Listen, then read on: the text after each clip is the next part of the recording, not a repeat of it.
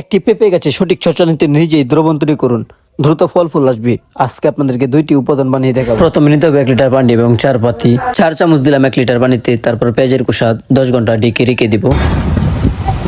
10 ঘন্টা পর দ্রবণটার কত সুন্দর দেখুন কালার আছে। আমরা নাড়িয়ে নেব চামচ দিয়ে এবং ছেঁকে নেব।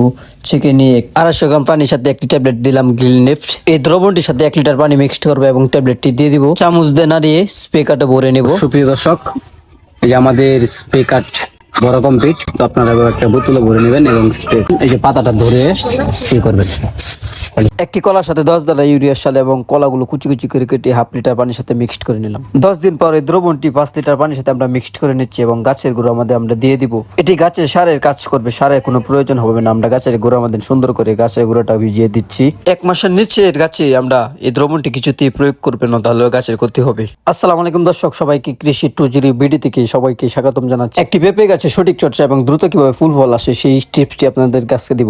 একটি কলার সাথে 10 দানা ইউরিয়া সার এবং কলাগুলো কুচি কুচি করে কেটে 1/2 লিটার পানির সাথে মিক্সড করে নিলাম। 10 দিন পরে দ্রবণটি 5 লিটার পানির সাথে আমরা মিক্সড করে নিচ্ছি এবং গাছের গুঁড়ো আমাদের আমরা দিয়ে দিব। এটি গাছের সারের কাজ করবে, সারের কোনো প্রয়োজন হবে না। আমরা গাছের গুঁড়ো আমাদের সুন্দর করে গাছের গুঁড়োটা ভিজিয়ে দিচ্ছি। 1 মাসের নিচের গাছে আমরা এই দ্রবণটি কিছুতেই প্রয়োগ করবেন না, তাহলে গাছের ক্ষতি হবে। ছোট গাছটিতে আমরা অল্প পরিমাণে দেব, বেশি দিলে কিন্তু গাছের ক্ষতি হবে।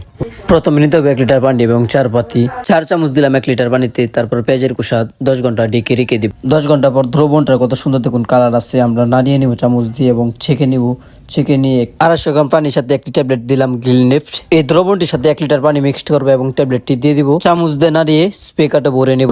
সুপ্রিয় দর্শক, আমরা স্প্রে কাটের মধ্যে দ্রবণটা ভরে নিলাম এবং আমরা এখন স্প্রে করব। তো আমরা পাতাটা ধরে সুন্দর করে স্প্রে করব যতটুকু প্রয়োজন। এই দ্রবণটি কিন্তু আমি আরেকবার স্প্রে করছিলাম আমার এই গাছটিতে। তো আলহামদুলিল্লাহ অনেক ফুল ফল আসছে এবং পোকামাকড় কিন্তু চলে যাবে। আমার এই চারাটার 1 মাস বয়স অনুভব হয়েছিল। তো এই যে দেখুন আপনারা, বৃষ্টির কারণে যে ঝড়টা বেশি গেছে। তো আমরা নেক্সট একটা ভিডিও নিয়ে আসবো যেন গাছের গোড়াটা কীভাবে সঠিক নিয়মে বাঁধতে হয়।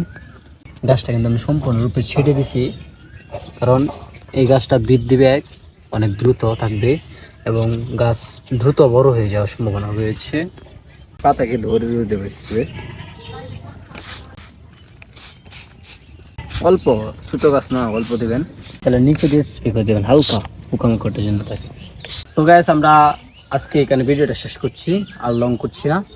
তো এই ভিডিওটা বানাইতে আমার মোটামুটি 20 দিন ওয়েট করতে হয়েছে। তো 20 দিন পরে দিয়ে আপনাদেরকে একটা ভিডিও দিচ্ছি।